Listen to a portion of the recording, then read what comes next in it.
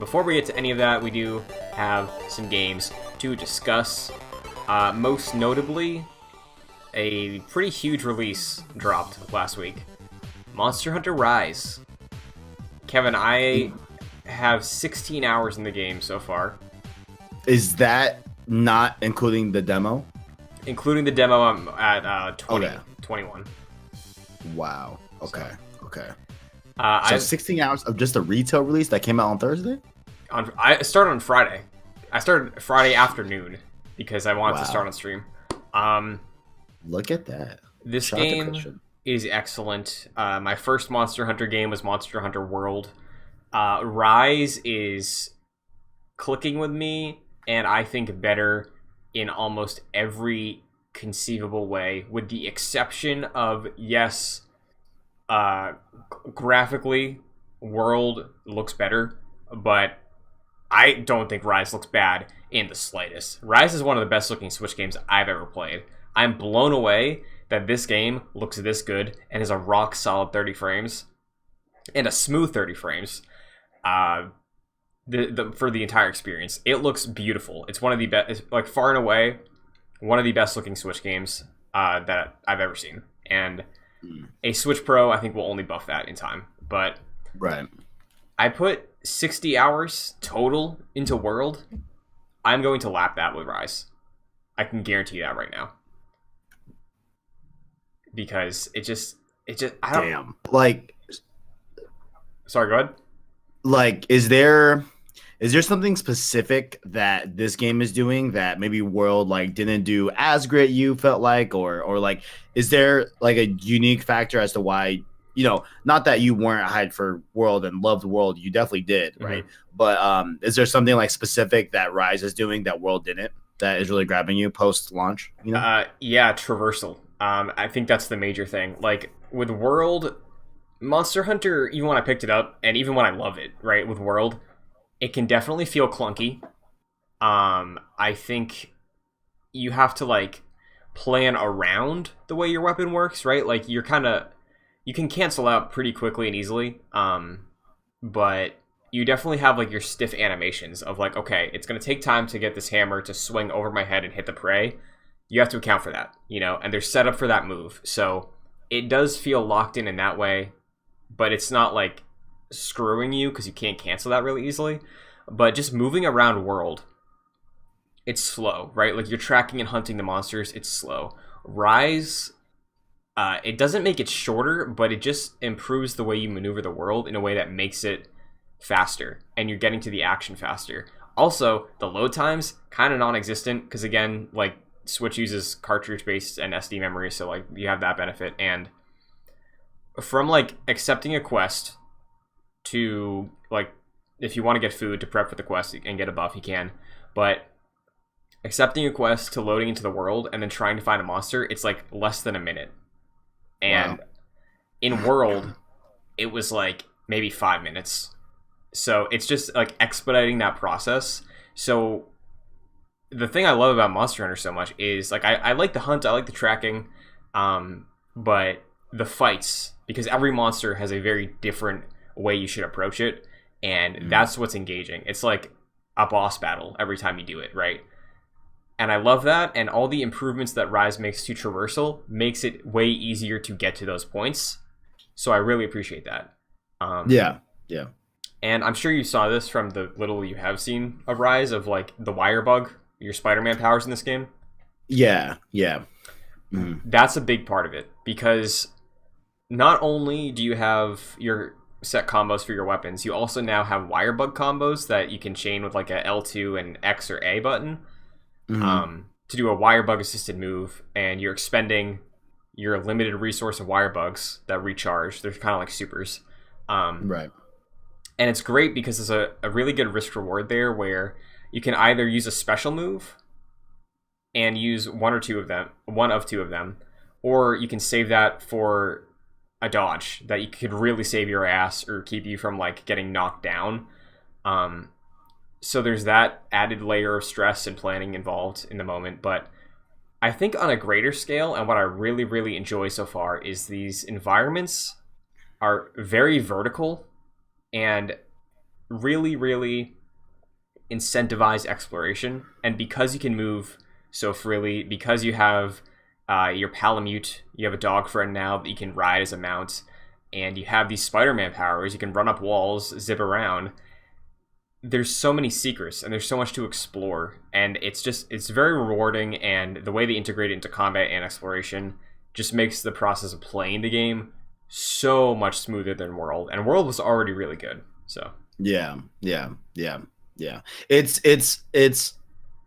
I don't know, like it's I guess a little bit ironic having the like Switch, version of a Monster Hunter like be the one that is quick and has all these like travel things that you would assume like the a main powerful in quotes, right. better hardware would do that. But it's cool that they did it with Rise for sure, for sure. Hmm. Yeah, I mean, you're not alone. I've seen a lot of praise for this game, a lot of good ones. A lot of good reviews out there.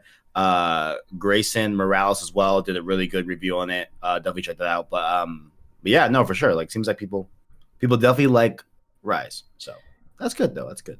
Yeah, Absolutely. and like it's great too because I know Monster Hunter. It started on PS2. It was a handheld series for so long, like PSP, 3DS, and World was kind of a blip for that series of like an anomaly, right? Of something that just blew up. And Yeah. I think when I was playing World, like I could see the advantages and why people would like this format on a handheld. And as I was playing World, I was like, I feel like I'd be playing this way more often if I did have it portably. And because of the Switch, I've been playing like it pretty like 50-50. If I have free time, if I'm like with my girlfriend or if she's like doing work or something, or I get some downtime in between podcast recordings, I'll just pop up open World. Within 5 minutes, I'm hunting something. So like it's just so convenient. It's so nice to have it on the Switch, which is just really great for handheld play. I love both versions and functions of the Switch, so that convenience is great too. And honestly, like there's so many other great things. Like it really does look beautiful. I think it's a great art style. It's leaning into Japanese culture and history and mythology with its monster designs. The music's incredible.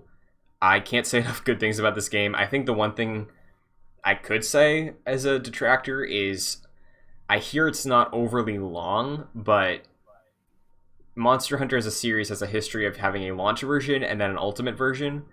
And since World, they sort of shifted to doing post game support to make it be that ultimate version and not having to buy it a second time. Rise is taking that approach where they've already said April's getting a new monster drop, way harder Nice. hunts. Nice. This summer, there's really going to be like the big post game finale to what the story sets up. So I'm excited. I'm going to probably at least play 100 hours or more of this game this year. As of right now, I think it's the game to beat for game of the year for me because it's perfect. It's a perfect version of what I loved about World and just way more up my alley in terms of picking it up and playing it. So I'm loving it. Yeah, yeah, yeah. And like at least that's good to hear that they are gonna lean into that post launch, drops of monsters or whatever they want to do for post drops. Because I feel like I can already see it like, hey, this is the Monster Hunter section of this Nintendo Direct, and we're Yep. gonna show you guys a new monster that you get to hunt. Maybe those cool limited time things, maybe those cool like tie in like cross game things that wasn't there like a Horizon Zero Dawn Yeah. skin that you can get and like different stuff like that. So I bet like there could be some cool stuff in there for sure. Hmm. That like I can already see them, having a lot of opportunity to do good post content drops. For Yeah, sure. like World was great about that stuff. They put like Geralt in there, Leon and Claire. You could get around RE2 dropping Dante. So probably some of the Capcom staple, but I know this was before my time because again, World was my first. But the 3DS Monster Hunter added like some Zelda stuff, like some costumes. Okay. We got some anniversaries this year. Zelda and Pokemon. It would be super cool, and Metroid. It'd be cool to get some like a That'd Samus be armor cool. set or like Yeah, hunt a Charizard. That'd be super cool because like dude, um dude. and I think that's honestly realistic. Maybe the Pokemon company doesn't want murdering your Pokemon to be something, but like um World did a crossover with Final Fantasy where you could fight a behemoth in World, and then Final Fantasy 14 you could fight a Rathalos. So like, Nice, nice, nice. I definitely think there's potential. I think Rise is going to be a huge platform. It's a perfect Switch game, and I can't stop playing it. It's so much fun. I love it. You'll love to see it. You'll love to see it. I like how now I know what a behemoth in Final Fantasy is supposed to Yeah. look like. Like I get it now. Mm-hmm. You know, I And love to see it. like, there's so much more here. There's a really like a lot of cool stuff with your pets, and you have like housing now. You can put trophies in there for monsters you hunt and collectibles. But I think the last thing I'll say is like, this is a even more so than World. I think this is the best place for a beginner to hop in because like it doesn't feel like it holds your hand too much, but like it shepherds you in a really really well like thought out way. They don't throw too much on you. It can seem maybe overwhelming because there's a lot of terminology and systems at play, but I think, and again, I have the hindsight of already knowing the rules and curve of the series because I did that with World, but I think going through it, the introduction seems well suited for beginners. The story, all the main story quests, really aren't super hard. So like, I think it's a good way to like grind your teeth and get involved and figure out how this game and this series works before they add what everybody loves, like the post game, end game, high level hunts next month. Because right now the entire package is just a proving ground almost. So get in there, test your weapons, learn the rules of the hunt, learn the rotations. I've been playing solo so far. I'm managing completely fine. I've only died like less than 10 times in 16 hours. So like, I think it's a great place to hop on for sure. Right. Good to hear. Good to hear. Yeah, I definitely felt overwhelmed with that demo for sure. Granted, it was like my first blush, first hunt I've ever done. So, but it wasn't like crazy, but it was still definitely overwhelming just as someone like brand new to the series. But yeah. And as someone who did play the demo as well, I think it's interesting. I feel like the demo is more to sell already existing fans because like there was really no tutorial stuff in the demo. There was the training arena stuff, but that was like for the new mechanics that like I didn't know how to do. Like, right. But starting up Rise, like especially the story, it's a pretty hands-off story. It's like, hey, do these quests, then you'll get an urgent quest that actually has a cutscene tied to it. But like, it's way better, I think, in the full release for learning the world, learning the difficulty curve, and just the term, like everything you have to know to get the series. For beginners, the way it's handled in the actual full release is 100 times better than it is in the demo. So, I see. Overall, GOTY contender.